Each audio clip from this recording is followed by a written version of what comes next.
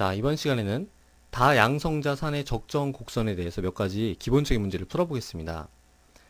자, 이번에도 우리가 단순히 문제를 푸는 것만이 목적이 아니라 어떻게 하면 적정 곡선을 이용해서 이 문제에서 주어진 상황을 직관적으로 이해하고 또 효율적으로 해결할 수 있느냐, 거기에 중점을 맞추겠습니다. 자, 보죠. 0.1 몰롱도의 Na2HPO4래요. 근데 Na2는 아무 신경 쓸 필요가 없죠. 물에 들어가서 아무 일도 안 합니다. 그러니까 HPO4 2-예요.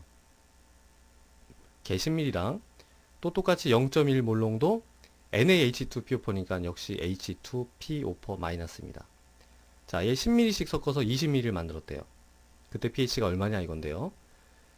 자, 이렇게 산과 그 짝염기가 같이 섞여 있을 때 pH는 우리가 전혀 각각의 농도나 전체 부피를 신경 쓸 필요가 없죠. 어차피 약산과 그 짝염기의 몰 비율이 중요합니다. 몰 비율만 알면 되고, 지금 같은 농도의 같은 부피만큼 섞었으니까 1대1이 되는 거예요. 1대1. 자, 그러면은 이 문제에서 주어진 상황은 인산의 적정 곡선에서 어느 점에 위치할까요? 대부분 이렇게 문제에서 주어진 상황은 상황 복잡해 보여도요, 적정 곡선에서 한 점에 불과합니다. 자, 뭘까요?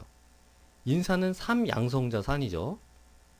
H3PO4, 그 다음에 하나 또 떨어져서 H2PO4 마이너스, 또 떨어져서 HPO4 2 마이너스, 또 떨어져서 PO4 3 마이너스가 될 수 있어요.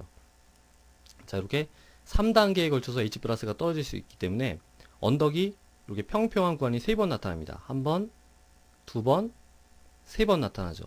근데 그 다음에 또 평평하긴 한데 이거는 완충 용액 때문에 평평한 게 아니라 워낙 강염기이기 때문에 OH-가 워낙 많기 때문에 pH가 덜 변하는 겁니다. 우리가 강산과 강염기의 적정 곡선에서 봤던 거죠.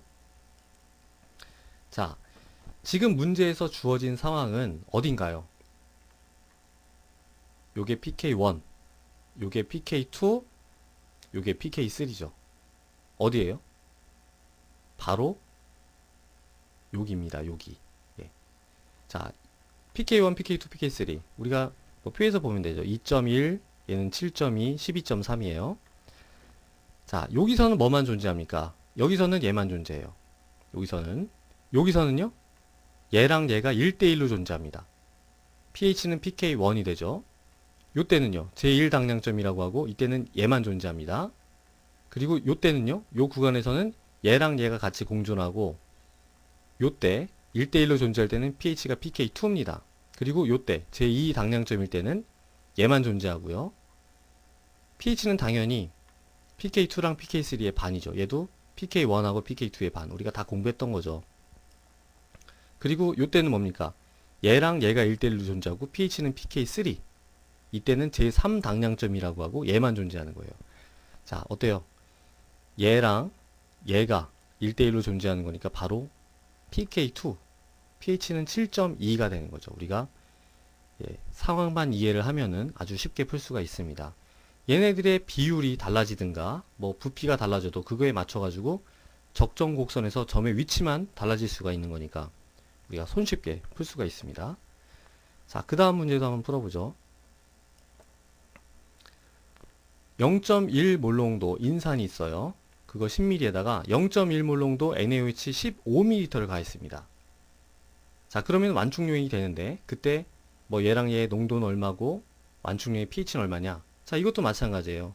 이 문제에서 주어진 상황이 인산의 적정 곡선에서 어디에 위치하는지만 알면 됩니다. 인산은 하나, 둘, 셋 이런 식의 적정 곡선을 거쳤었죠. pK1, pK2, pK3예요. 자, 인산이 10ml잖아요. 그러면은 제1당량점에 도달하기 위해서 가해줘야 될 똑같은 농도의 NaOH 부피도 역시 10ml입니다. 자, 제2당량점은 20이고 제3당량점은 30인데 이 문제에서 주어진 상황은 뭐예요? 15ml죠? 바로 여기입니다. 그러면 이 문제에서 주어진 상황은 적정 곡선에서 바로 요 점에 해당이 되는 거죠. 요 점. 뭐예요? 아까랑 똑같죠? pK2입니다. pK2. 자, pK2니까 답은 7.2고요. 얘랑 얘의 몰롱도 자체는 지금 중요하지가 않아요. 예, 문제에서 몰롱도지만 몰롱도의 비율이 1대1이다. 그게 중요합니다. 그리고 당연히 완충용의 pH는 7.2가 되는 거죠. 자, 문제는 얼마든지 다르게 낼 수가 있어요. 뭐 15가 아니라 25ml다. 그럼 어떻게 될까요? 그러면은 이 문제에 해당되는 상황은 바로 여기입니다. 예. 그러면은 17ml다. 그럼 어딜까요? 17이면은 조금 더 이쪽으로 가겠죠. 그리고 pH가 7.2보다는 조금 더 클 거예요. 예. 그거를 이용하면은 우리가 뭐 구체적인 값은 핸더슨 하세바크식에다가 집어넣어서 계산할 수가 있습니다. 어쨌든 이 문제에서 주어진 상황이 어떤 점이구나 이걸 알고 시작을 하니까 훨씬 더 편하게 접근할 수가 있죠. 자, 그래서 지금 보시면요, 우리 생체 pH가 7.4죠. 7.4. 우리 몸도 굉장히 중요한 완충 용액이란 말이에요. 그러면은 우리 몸을 완충 용액으로 만들기 위해서 가장 적합한 약산은 뭘까요? 어떤 산이어야 돼요? 그쵸. pKa가 7.4에 가까운 산이어야 돼요.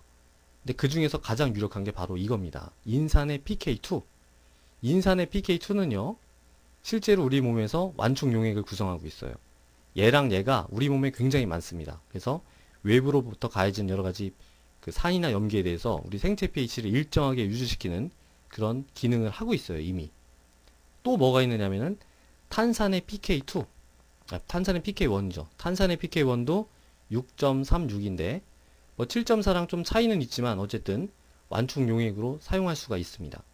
그래서 굉장히 상식적인 거예요. 탄산의 pK1, 인산의 pK2가 우리 생체에서 완충계를 구성하고 있다. 상식적인 겁니다. 자, 그 다음에 문제를 보죠. H2S 용액 500ml가 있대요. 0.1몰 농도입니다. 거기다가 똑같은 0.1몰 농도 NaOH 몇 ml를 가할 때 pH가 7이 되느냐. 자, pK1, pK2 여기 주어졌네요. 그러면은 H2S에 적정 곡선을 그리면 되겠죠. 이 양성자 산이니까 평평한 게 두 번 나타납니다. 한 번, 두 번, 그리고 이렇게 되겠죠. 이것도 역시 완충 용액이 아니라고 말씀드렸습니다. 요때가 pK1이니까 7, 요때는 pK2니까 이제 13 뭐 근처 이렇게 되겠죠. 자, 이때는 이렇게 올라가진 않겠네요. 뭐 이렇게 밋밋하게 되겠죠. pH가 이렇게 올라가진 않으니까. 자, 어쨌든 이제 중요한 구간은 여기인데 pH를 7로 만들고 싶대요. pH 7이 어디입니까? 바로 여기죠. 네. 자, 제1 당량점이 이 조건에서는 500ml를 가해야 돼요. 그래야지 1대1이 되죠. 근데 지금 그거의 반만큼만 가면 되니까 250ml만 가하면 되겠죠. 250ml를 가하면은 pK1이고 pH는 7입니다. 자, 100ml를 가하면 어딜까요? 이 문제에서 100m니까 이 전체의 5분의 1입니다. 한 이쯤 돼요. pH 뭐 원하면 얼마든지 계산할 수 있습니다. 핸더슨 하세바크식으로 계산할 수 있고 150 마찬가지예요. 조금 더 오른쪽이고 200 조금 더 오른쪽 500은 여기 당량점이니까 13과 7의 딱 중점이죠. 바로 pH 10이 되는 거예요. 자, 뭐 문제는 아주 쉬운 거지만 우리가 일부러 이렇게 적정 곡선을 적용해서 이제 직관적으로 상황을 이해하려고 하고 있습니다. 좀 더 복잡한 문제에서도 역시 다 적정 곡선을 적용할 수가 있죠. 자, 이건 마지막 문제인데요. 아미노산의 등전점에 대한 문제입니다. 자, 등전점이라는 게 뭔가요? 등전점. 등전점은 PI 또는 아이소일렉트릭 포인트 이렇게 얘기를 하는데요. 자, 어떤 아미노산이나 단백질은 pH가 굉장히 낮은 경우에는 플러스 전하를 띱니다. 왜냐면은 H 플러스가 많이 달라붙어 있다 이렇게 생각할 수 있겠죠. 플러스 전하를 띄다가 pH가 아주 높아지죠. 그러면 여기 있는 H 플러스가 다 떨어지고 마이너스 알자 전하를 띄게 돼요. 표면 전하가 마이너스가 됩니다. 자, 그렇다면 분명히 어때요? 어떤 특정 pH에서는 전체 알자 전하가 0이 되는 pH가 있겠죠. 그죠? 플러스에서 마이너스로 갈 때면 분명히 중간에 0을 거칠 수밖에 없잖아요. 자, 이렇게 어떤 아미노산이나 단백질의 표면 전체 알자 전하가 0이 되는 pH, 그거를 그 아미노산이나 단백질의 등전점, PI 이렇게 얘기를 합니다. 자, 이 아미노산이나 단백질의 PI는 고유한 값이에요. 종류들마다 딱딱 정해져 있습니다. 값들이. 우리가 여러 가지 아미노산의 거동을 이해하는데 아주 기본적인 상식이죠. 자, 보죠. 가장 간단한 아미노산인 글라이신이 있어요. 글라이신은 어떻게 생겼습니까? 탄소에 H가 두 개 이렇게 붙어 있고, pH가 아주 낮은 상태에서는 여기 COH, 이쪽은 NH3 플러스 이렇게 이런 형태를 띠고 있어요. 여기 있는 H 두 개, 얘 하나, 얘 하나가 이제 pH에 따라서 떨어질 수가 있습니다. 자, 여기 보면 pK1하고 pK2가 주어져 있죠. 얘가 먼저 떨어져요. 얘가 떨어지는 거에 대한 K값이 바로 pK1이고요. 두 번째 얘가 떨어지는 반응에 대한 K값이 pK2, 9.78입니다. 자, 그럼 뭐예요?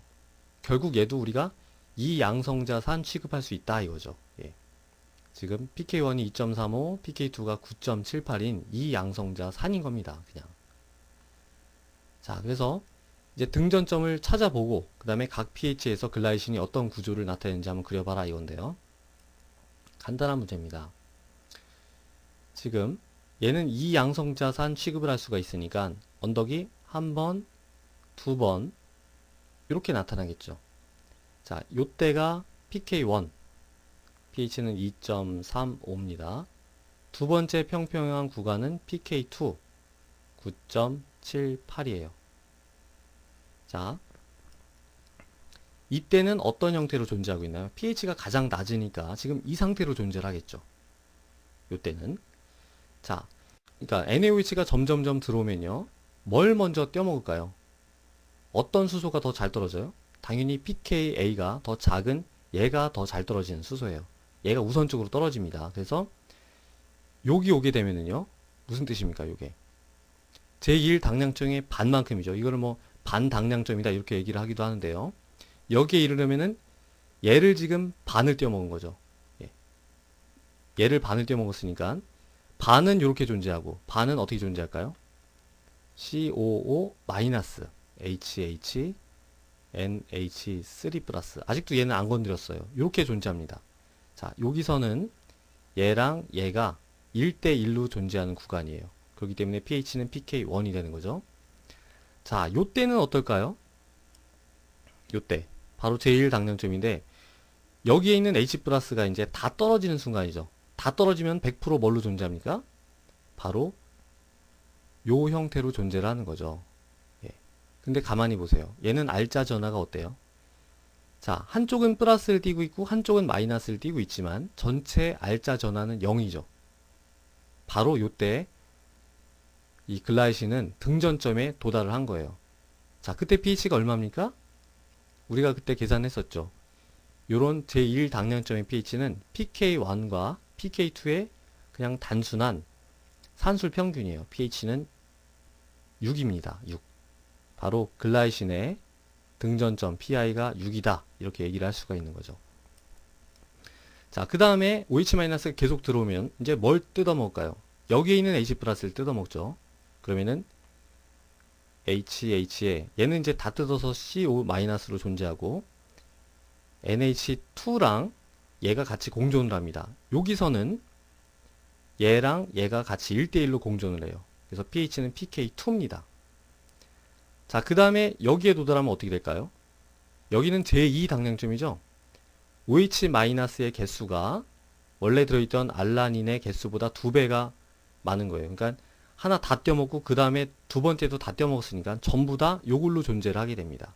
요걸로. 자, 요걸로 존재를 하게 되고 그때는 이 알라닌의 네트 차지가 뭐가 될까요? 그쵸. 여기서 볼 수 있듯이 마이너스 1로 존재합니다. 예. 자, 여기서는 0이었죠. 여기서는 전체 전하가 플러스 1입니다. 여기는 플러스 0.5, 여기는 마이너스 0.5 이런 네트 차지를 띄고 있어요. 어때요? 별거 아니죠? 우리가 다양성자산의 적정 곡선만 잘 이해를 하고 있으면은 어떠한 아미노산이나 뭐 어떠한 다양성자산의 아무리 복잡한 상황이라고 하더라도 결국은 한 점에 불과합니다. 자, 이렇게 해서 우리가 산염기의 아주 긴 대장정을 마쳤습니다. 자, 산염기를 어려워하시는 학생분들도 많이 있는데요. 어떠세요? 산염기는 굉장히 쉬운 챕터예요. 아주 직관적이고 아주 명확한 챕터입니다. 여러분들이 기본적인 내용만 충분히 이해를 하고 그걸 적용할 수 있으면은 누구나 다 이 산염기를 완벽하게 정복을 할 수가 있어요. 자, 산염기가 어렵게 느껴진다? 원인은 하나입니다. 기본 개념이 약해서 그런 거예요. 기본 개념. 자, 아주 쉬운 기본 개념을 우습게 보지 마시고 기초부터 차근차근 공부하시면 누구나 다 정복을 할 수가 있습니다.